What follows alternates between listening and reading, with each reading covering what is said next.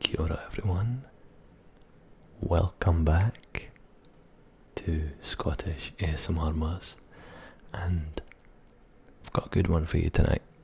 I thought I would teach you not only some, not really Scottish words as such, but the way they're said, the way they're pronounced, and some of the quirks that you would come across if you want to replicate an authentic Scottish accent, if that's your thing.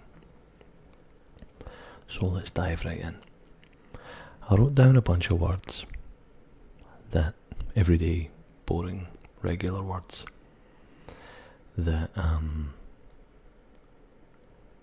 anyone would say in English, and I'm going to say how you say it in Scottish, at least in my dialect of Scottish. There are others, and there'll be a lot of Scottish people out there who may well not agree with the way I say these because they have their own dialect. So this is my dialect from Edinburgh, and I would bet the vast majority of Scottish people would agree with this one.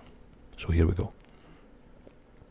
The first word, and I'm going to say it how a North American would say it, is tuna.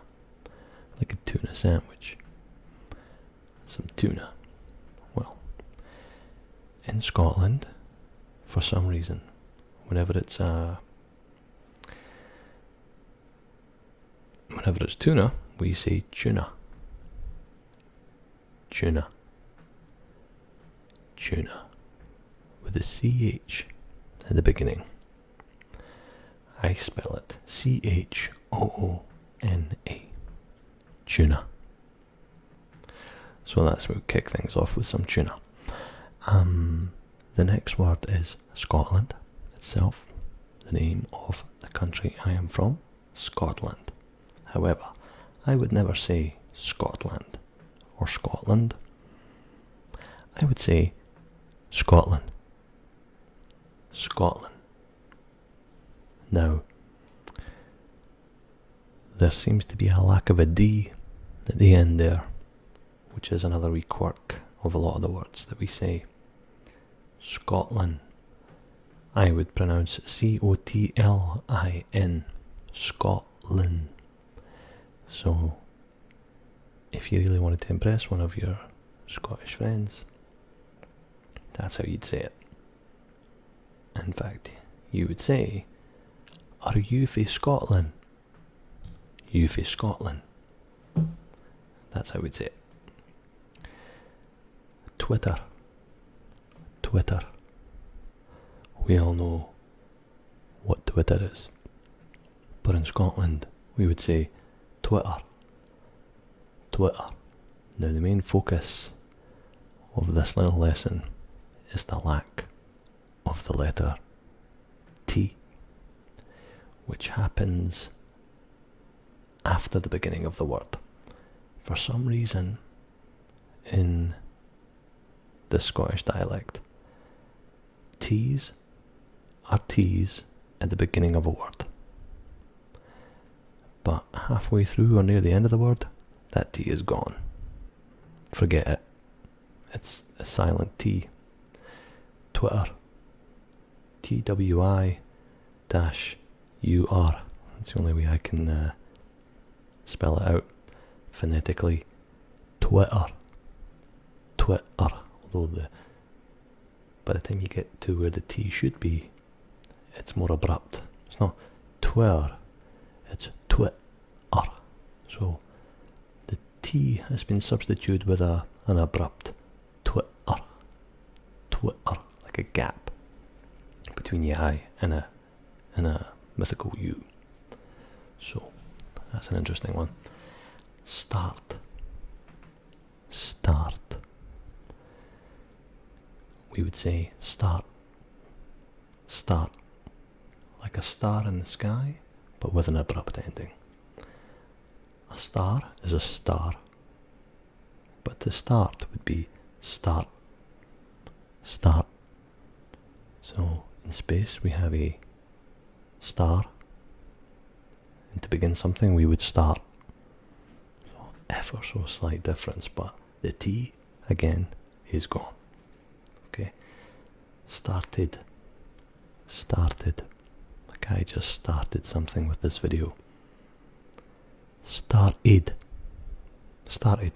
I started the video. I started telling you about these words. Again, the second T is gone, but the first T is intact. Interestingly enough. Kettle. We're going to boil the kettle. No, we're not. We're going to put on the kettle.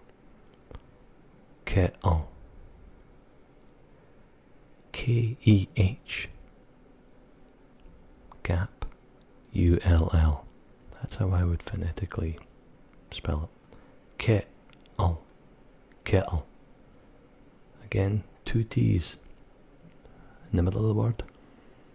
Never had a chance. If they were at the beginning of the word, they'd be fine. But middle of the word or end of the word, those 2 T's are gone. Again. So you'll notice there's a pattern there. Water. I'd like a drink of water. I would never say water. Water. I would like a drink of water. Water. And this one I put in just now, and I saw my cat go by, and I thought, wow, it's only a 3-letter word. And even then, the last letter is gone, because I did not see my cat going by. I saw my cat. My wee cat. Cat. So, kinda like C-A-H, but not cat. So you can spell that however you think. Another word that would come up from time to time in Scotland would be tartan. Like I'm going to go get a kilt made from my family tartan. Tartan. Again, first T, tart, it's fine. Second T, tartan, it's gone. Fighter. Again, fighter. So, yeah, definitely a pattern. And in Europe and in the UK there is a reasonably popular car called a Citroen, which is a French car. And maybe because it's more of a proper name, you might get a few people saying Citroen. But more likely or not, it would be Citroen.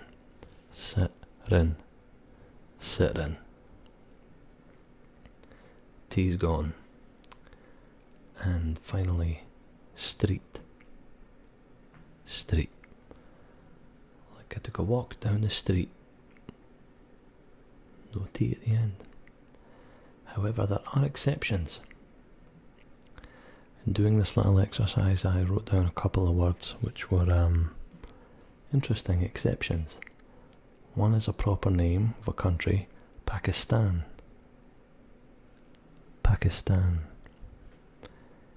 And I noticed that even though the T is right near the end, third letter from the end, we pronounce it. Why is that? Why do we pronounce it then, but never any other time? It's because it's got an S before it. St. The T on its own doesn't really mean anything, but the S and the T together, Pakistan, are essential even in my dialect. So Pakistan is valid. And another word, completely different, investigate. We would never say investigate and just skip the T. In that case, we would have to pronounce the T. Investigate. Actually, we would skip the last T, of course. Investigate. But the ST in the middle survives, only because it has an S in front of it. So, I hope you found some of that interesting, and maybe with me rambling on about these words, it was enough to just chill you out, which is the whole point, of course, of these videos. So, yeah, I quite like this one, and if I get some good feedback, I'm going to write a whole bunch more. So you tell me if you like it. See if you can impress some of your Scottish friends or family, if you've got any, with some of these words. Remember and skip that T most of the time. Okay, see ya, bye.